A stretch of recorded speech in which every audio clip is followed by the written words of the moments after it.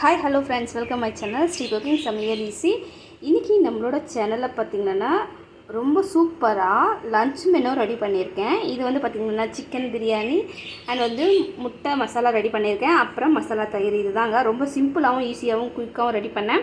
So கண்டிப்பாக இந்த video ஃபுல்லாக பார்த்துட்டே வாங்க. நம்ம சூப்பராக டேஸ்டியாக குயிக்காக எப்படி இந்த லஞ்ச் மெனு ரெடி பண்ணுறதை பார்த்துட்டு உங்களோட ஃபீட்பேக்காக என்னோட ஷேர் பண்ணிக்கோங்க. ரொம்ப டேஸ்டியான இந்த லஞ்ச் மெனு உங்களுக்கு பிடிச்சிருந்தா கண்டிப்பாக என்னோட சேனலை சப்ஸ்கிரைப் பண்ணிக்கோங்க. ஃப்ரெண்ட்ஸ் அண்ட் ஃபேமிலிக்கும் ஷேர் பண்ணி விட்டுருங்க. அதே மாதிரி ஸ்கிப் பண்ணாதீங்க ஃப்ரெண்ட்ஸ். வாங்க வீடியோக்குள்ளே போயிடலாம். பிரியாணி செய்கிறதுக்கு 1 கிலோ பாஸ்மதி எடுத்திருக்கேன். இதை வந்து நல்லா 2-3 டைம் நல்லா வாஷ் பண்ணி இதை ஊற வச்சிடலாம். இது வந்து நம்ம அடுப்பில் தண்ணி காய வைக்கிறதுக்கு முன்னாடி, அதாவது நம்ம குண்டா வைக்க போகிறோம் அப்படின்னா அதுக்கு முன்னாடி வந்து தண்ணி ஊற்றி ஊற வச்சுக்கலாம். இப்போ நான் தண்ணி வச்சாச்சு. தண்ணி வந்து நல்லா சூடாகட்டும். இப்போ டபுள் செட் வச்சுருக்கேன். இது வந்து 1 கிலோ சிக்கன் 1 கிலோ ரைஸ்க்காக. இப்போ நான் வந்து ஒரு 100 கிராம் போல் எண்ணெய் சேர்த்துக்கிறேன். 100 கிராம் எண்ணெயோட ஒரு 2 டேபிள் ஸ்பூன் நெய் சேர்த்துக்கோங்க. நெய் சேர்த்தா நல்ல ஒரு வாசனையோட டேஸ்ட்டாக இருக்கும் பிரியாணி. யார் சாப்பிட்டாலுமே ரொம்ப டேஸ்ட்டாக இருக்குன்னு சொல்லுவாங்க. இதோட நான் வந்து பெரிய வெங்காயம் 2 எடுத்து நீளமாக கட் பண்ணியிருக்கேன். அதை சேர்த்துக்கோங்க. அதோடவே நீளமாக கட் பண்ணி வச்சா 7 பச்சை மிளகா அதை சேர்த்துக்கோங்க. இப்போ இதை நல்லா ஃப்ரை பண்ணிக்கோங்க. நம்ம வந்து இதில் வந்து பட்டை இதெல்லாம் எதுவுமே போடலை. எல்லாமே வந்து நம்ம சாதத்துக்கு தண்ணி வச்சுருக்கோம்ல, அதில் கொதிக்கும் போது போட்டு சேர்த்துக்கலாம். அப்போ தான் அந்த அரிசியோட அந்த சாதத்தோட அந்த மசாலா இறங்கும் போது சாப்பிடும்போது செமையாக இருக்கும். இதில் வந்து டைரெக்டாக வெங்காயம் போட்டு அப்படியே மிக்ஸ் பண்ணிக்கோங்க. வெங்காயம் பாதியாக வதங்கின அப்புறம், ஃபுல்லாக இல்லை பாதியாக வதங்கின அப்புறம் ஒரு 2-3 டேபிள் ஸ்பூன் அளவுக்கு வெங்காய பேஸ்ட்டு சேர்த்துக்கோங்க.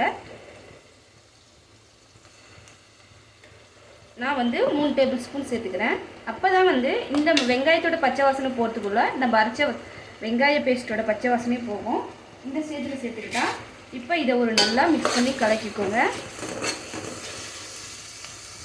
இதோட 2 டேபிள் ஸ்பூன் ஃபுல்லும் இஞ்சி பூண்டு விழுது சேர்த்துக்கோங்க. இஞ்சி பூண்டு விழுது கொஞ்சம் அதிகமாக சேர்த்தா பிரியாணி ரொம்ப டேஸ்ட்டாக இருக்கும். இப்போ இது எல்லாத்தையும் சேர்த்து நல்லா மிக்ஸ் பண்ணி கொடுங்க. கொஞ்சம் கைவிடாமல் கலக்கிடுங்க, ஏன்னா வந்து இஞ்சி பூண்டு அடி பிடிக்கும் இல்லையா. இப்போ இந்த ஸ்டேஜில் இதுக்கு தேவையான கொஞ்சமாக சால்ட் சேர்த்துக்கோங்க. அப்படி இல்லைனா உங்களுக்கு அடி பிடிக்கிற மாதிரி தெரிஞ்ச ஒரு தக்காளியை கட் பண்ணி அதோட சேர்த்துக்கோங்க. அப்போ வந்து இஞ்சி பூண்டு விழுது வந்து கண்டிப்பாக அடி பிடிக்காது. அதே மாதிரி இன்னொரு ட்ரிக் என்னென்னா, இப்போ நம்ம வதக்கும் போது இதோட கொஞ்சமாக இஞ்சி பூண்டு கருகாமல் இருக்கிறதுக்கு கொஞ்சம் தயிரும் சேர்த்துக்கோங்க, கருகாமல் இருக்கும். இப்போ இதோட 3 தக்காளி பழம், பெரிய தக்காளி பழம் நீளமாக கட் பண்ணி அப்படியே சேர்த்துக்கோங்க. இப்போ எல்லாத்தையும் சேர்த்து நல்லா மிக்ஸ் பண்ணி கொடுங்க. தக்காளி எல்லாம் நல்லா வதங்கட்டும், வெயிட் பண்ணலாம். தக்காளி நல்லா வதங்கினோடனே 2 டேபிள் ஸ்பூன் தனி மிளகாய்த்தூள், இது காஷ்மீர் மிளகாய்த்தூள் சேர்த்துக்கிறேன். இது கலரும் கொடுக்கும், காரம் கொஞ்சம் குறைவாக கொடுக்கும். 2 டேபிள் ஸ்பூன் சேர்த்துக்கிறேன் நான். அதோட ஒரு 1/4 டீஸ்பூன் போல் மஞ்சள்தூள், அடுத்து 1 ஸ்பூன் போல் பஞ்சாபி கரம் மசாலா சேர்க்குறேன். இன்றைக்கி டேஸ்ட் எப்படி இருக்குன்னு உங்களுக்கு சொல்கிறேன். இப்போ இதை நல்லா மிக்ஸ் பண்ணிக்கோங்க. இந்த பச்சை வாசனைலாம் கொஞ்சம் போகட்டும், நல்லா மிக்ஸ் பண்ணி விடுங்க.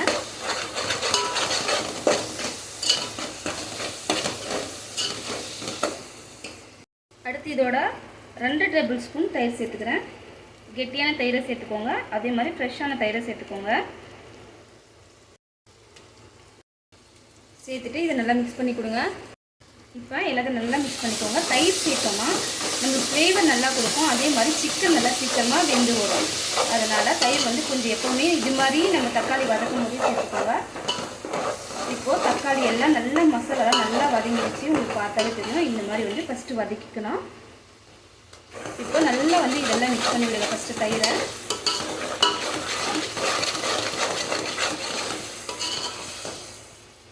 இந்த மாதிரி தக்காளி வெங்காயம் எல்லாம் ஒரு திக்னஸான கிரேவி நமக்கு கிடைக்கணும். அந்த மாதிரி எல்லாத்தையும் வந்து மிக்ஸ் பண்ணி எடுத்துக்கோங்க. இப்போ அரிசிக்கு உலை கொதிக்குது. இதில் வந்து இப்போ நம்ம ஸ்பைசஸ் ஐட்டோடு சேர்த்து நம்ம சாதம் வடிக்க போகிறோம். 3 பிரிஞ்சாலை சேர்த்துருக்கேன். 1 டீஸ்பூன் அளவுக்கு சீரகம்,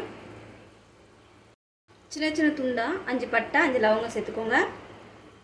அதோட 3 ஏலக்காய் இதெல்லாம் சேர்த்து நல்லா மிக்ஸ் பண்ணிக்கோங்க. அடுத்து இதோட ஒரு ஸ்பூன் போல் ஆயில் சேர்த்துக்கோங்க. ஆயில் இல்லை நெய் சேர்த்துக்கோங்க. நான் நெய் சேர்த்து செய்கிறேன் இன்றைக்கி. இப்போது நம்ம வாஷ் பண்ணி ஊற வச்ச ரைஸை வந்து அப்படியே சேர்த்துக்கோங்க. இப்போ இதோடவே சாதத்துக்கான உப்பு சேர்த்துக்கோங்க. சாதம் வடிக்கும் போது நம்ம மறந்துடுவோம். ஸோ இப்போவே உப்பு சேர்த்துட்டு நல்லா கலக்கி விட்டுட்டு இதை வந்து 75% நல்லா வேக வச்சு எடுத்துக்கலாம். அவ்வளோதான், அரிசியோட வேலை முடிஞ்சிருச்சு. இப்போது 1 கிலோ சிக்கன் எடுத்திருக்கேன். இதை வந்து நல்லா வாஷ் பண்ணி எடுத்திருக்கேன். இதை அதோட அப்படியே சேர்த்துக்கோங்க.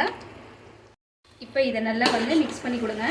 சிக்கன்லேருந்து தண்ணி வரும். அதே மாதிரி இப்போ வந்து ஃபாஸ்ட்டாக வச்சுட்டு, இப்போ நான் கொஞ்சம் நேரம் ஸ்லோ பண்ணிட்டு இருந்தேன். இப்போ ஃபாஸ்ட்டாக வச்சுட்டு நல்லா மிக்ஸ் பண்ணி கொடுத்துக்கோங்க மசாலாவோட. இதோட சிக்கனுக்கு தேவையான சால்ட் ஆட் பண்ணிக்கோங்க. ஆட் பண்ணிட்டு நல்லா மிக்ஸ் பண்ணி விட்டுக்கோங்க.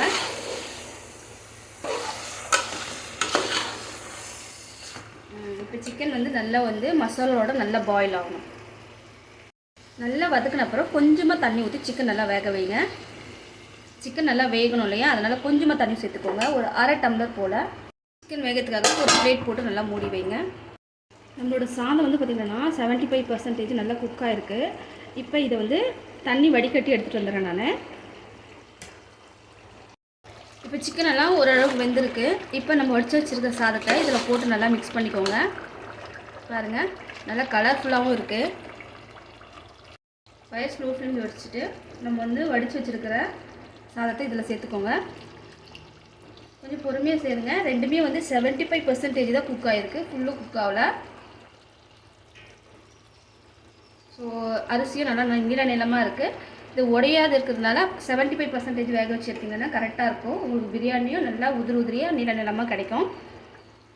இப்போ சாதத்தெல்லாம் நல்லா போட்டாச்சு. இப்போ நான் உங்களுக்கு மிக்ஸ் பண்ணிவிட்டு காமிக்கிறேன். இப்போது தோசைக்கல் வச்சுருக்கேன் நான். இது வந்து சின்ன அடுப்பில் ஸ்லோ ஃப்ளேமில் வச்சுருக்கேன். இப்போ தோசைக்கல் வந்து கொஞ்சம் மீடியமாக சூடு ஏறினோடனே நம்ம வந்து தம்மு போட ரெடி பண்ணிக்கலாம். பிரியாணி தூக்கி அப்படியே வச்சுக்கோங்க. சூடாக இருக்குது. நான் வந்து எல்லாமே நல்லா மிக்ஸ் பண்ணிட்டேன் ஃப்ரெண்ட்ஸ். அதே மாதிரி நீங்கள் நோட் பண்ணியிருக்கீங்க, நான் இதில் கருவேப்பிலை கொத்தமல்லி புதினா போடவே இல்லை. ஏன்னா என்கிட்ட இல்லவே இல்லை. ஸோ அப்படியே வந்து நான் பிரியாணி செஞ்சுட்டேன். இதுவும் ரொம்ப டேஸ்ட்டாக தான் இருக்குது. அதே மாதிரி பஞ்சாபி கரம் மசாலான்றது பிரியாணிக்கு அட்டகாசமான ஸ்மெல்லோட டேஸ்ட்டோடு இருக்குது. இப்போ இதை வந்து நல்லா மிக்ஸ் பண்ணிவிட்டு நல்லா சரிசமமாக பண்ணிக்கோங்க. இது கரெக்டாக 1 கிலோ சிக்கன் 1 கிலோ அரிசிக்கு இந்த டேக் வந்து கரெக்டாக இருக்குது. போட்டு மூடிக்கோங்க. கொஞ்சமாக சின்ன தண்ணி வச்சுருக்கேன். இப்போ வந்து ஒரு 10 நிமிஷம் போல் அந்த தவா சூடு ஏறட்டும். அதே மாதிரி உள்ளே இருக்கிற அரிசியும் சிக்கனும் நல்லா வேகும். கொஞ்சம் ஏற்ற குறைச்சலாக இருந்தாலும் இது வந்து பேலன்ஸ் பண்ணிக்கும். ஸோ இது மாதிரி வந்து தம் போட்டுக்கலாம். இப்போது சிம்பிளாக ரொம்ப டேஸ்டியாக ஒரு முட்டை மசாலா தான் பண்ண போகிறோம். இதுக்கு வந்து கொஞ்சமாக எண்ணெய் சேர்த்துக்கோங்க. எண்ணெய் சேர்த்தாச்சு. இது கூட அரை டீஸ்பூன் போல் மஞ்சள்தூள், 1 டீஸ்பூன் ரெட் சில்லி பவுடர், கொஞ்சமாக சால்ட்டு, அதுக்கடுத்து கொஞ்சமாக பெப்பர் தூள் சேர்த்துக்கோங்க. சேர்த்துட்டு இதை நல்லா மிக்ஸ் பண்ணிக்கோங்க. நம்மளுக்கு இந்த மிளகாய் தூளெல்லாம் கருகாமல் நல்லா பார்த்துக்கோங்க. இப்போ நல்லா மிக்ஸ் பண்ணியாச்சு. இது கூட நான் 9 முட்டை எடுத்திருக்கேன். இன்றைக்கி லஞ்ச் வந்து என் ஃப்ரெண்ட்ஸ்க்கும் கொடுக்க போகிறேன். அதனால் 9 முட்டை எடுத்திருக்கேன். அதை சேர்த்து நல்லா வந்து ரோஸ்ட் பண்ணிக்கோங்க ஃபஸ்ட்டு எண்ணெயில். இப்போது இது எண்ணெயில் வந்து நல்லா ரோஸ்ட் ஆகி வரட்டும் முட்டை.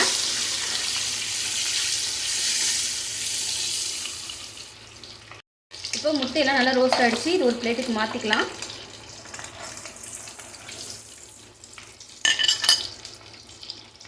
இப்போ இதோடவே இன்னும் கொஞ்சம் எண்ணெய் சேர்த்துக்கோங்க. கொஞ்சமாக சீரகம் போட்டுக்கோங்க. அதோட 2 வெங்காயம் நீள நீளமாக கட் பண்ணி சேர்த்துக்கோங்க. இப்போ நல்லா வறுத்துக்கோங்க. இதை ட்ரை பண்ணிக்கோங்க. முட்டை வறுக்கிறது ஞாபகத்திலே வந்து வறுத்துக்கோங்கன்னு சொல்லிட்டேன் நான். பிரியாணிக்காக அரைச்சது மீந்ததையும் சேர்த்தாச்சு. இதில் சேர்த்துட்டு நல்லா வந்து மிக்ஸ் பண்ணி விட்டுக்கோங்க.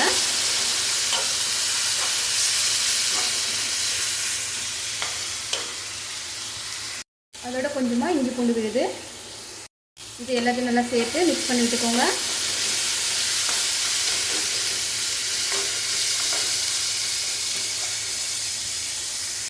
இப்போ அதோட 3 தக்காளி நீள நீளமாக கட் பண்ணி அதையும் சேர்த்துக்கோங்க. தக்காளி போட்டோடனே மறுபடியும் நல்லா வந்து மிக்ஸ் பண்ணி விட்டுக்கோங்க. தக்காளி நல்லா வதங்கணும். இப்போது மசாலாக்கு தேவையான சால்ட் சேர்த்துக்கோங்க. இப்போ இதோட 1 டீஸ்பூன் தனி மிளகாய் தூள், 1 டீஸ்பூன் போல் கரம் மசாலா, அடுத்து இதோட நம்ம குழம்பு மிளகாய் தூள் இல்லையா, அதை சேர்த்துப்பேன். 1 ஸ்பூன் போல் சேர்த்துக்கோங்க. இது வந்து நல்ல ஒரு டேஸ்ட்டாக இருக்கும் இந்த முட்டை தொக்குக்கு. எல்லாத்தையும் சேர்த்துட்டு நல்லா வந்து மிக்ஸ் பண்ணி கொடுங்க. தக்காளி எல்லாம் நல்லா வதங்கணும். இப்போ நம்ம வறுத்து வச்சுருக்கிற முட்டையை இதில் சேர்த்துக்கோங்க. சேர்த்துட்டு இதையும் நல்லா வந்து மிக்ஸ் பண்ணி கொடுத்துக்கோங்க.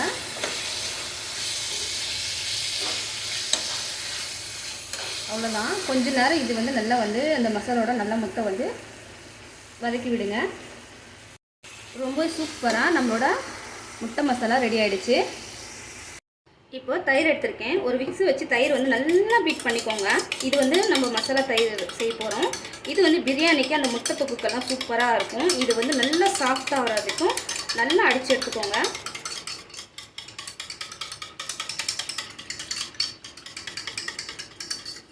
பாருங்கள், ரொம்ப சூப்பராக இருக்கும் இந்த மாதிரி நம்ம அடித்து எடுக்கும்போது. இப்போ இதில் ஒரு சிட்டிக்கு போல் மஞ்சள்தூள் சேர்த்துக்கோங்க. தனி மிளகாய்த்தூள் 1 டீஸ்பூன் போல் சேர்த்துக்கோங்க. 1/2 டீஸ்பூன் போல் கரம் மசாலா சேர்த்துக்கோங்க. 1/4 டீஸ்பூன் போல் பெப்பர் தூள் சேர்த்துக்கோங்க. அதோட தேவையான அளவு சால்ட் சேர்த்துக்கோங்க. சேர்த்துட்டு மறுபடியும் இதை வந்து மிக்ஸ் வச்சு நல்லா மிக்ஸ் பண்ணிக்கோங்க. இந்த மிளகாய் தூளெல்லாம் கட்டிகள் இல்லாமல் இது வந்து அப்படியே வந்து பச்சையாக சாப்பிட்றதுக்கு அவ்வளோ ஒரு டேஸ்ட்டாக இருக்கும். இதை வந்து நல்லா மிக்ஸ் பண்ணிக்கலாம். ஃபஸ்ட்டு பார்த்திங்கன்னா ரொம்ப சூப்பராக வந்து இந்த தயிர் வந்து நீங்கள் சைடிஷ் எதுவுமே தேவையில்லை பிரியாணிக்கு, அவ்வளோ சூப்பராக இருக்கும். நான் எப்போவுமே வந்து குழந்தைங்களுக்கு இது ரொம்ப பிடிக்கும்னு எப்போவுமே நான் இதை செய்வேன்.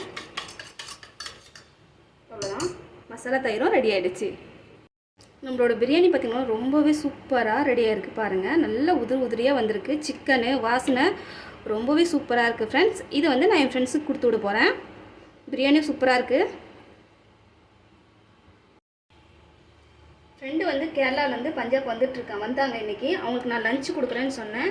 ஸோ மார்னிங் சொன்னதுனால எமர்ஜென்சியாக நான் ரெடி பண்ணிக்கிட்டேன் பிரியாணி. அவங்களுக்கு வந்து இங்கே பக்கத்தில் தான் இருக்காங்க. அவங்களுக்கோசரம் நான் ரெடி பண்ணேன் இன்றைக்கி.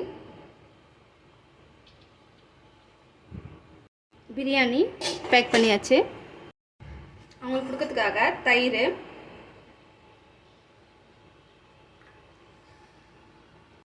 இதை பேக் பண்ணிக்கலாம்.